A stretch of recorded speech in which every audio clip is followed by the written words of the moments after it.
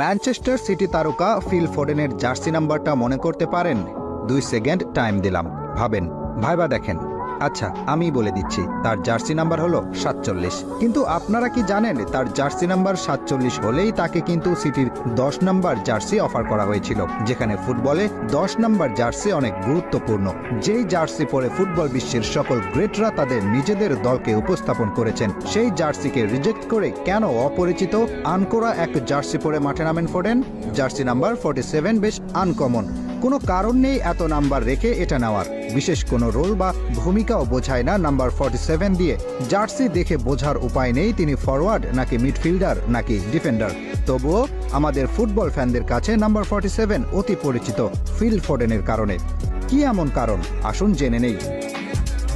Jersey number 47 প্রসঙ্গে Phil Foden একবার বলেছিলেন, আমার বাবা বলতেন যে আমার দাদু নাকি জীবনে ইচ্ছা পোষণ করেছিলেন তার নাতি অর্থাৎ আমার সাথে ফুটবল খেলার। অত্যন্ত দুঃখের বিষয় এই যে তিনি মাত্র 47 বছর বয়সেই মারা যান।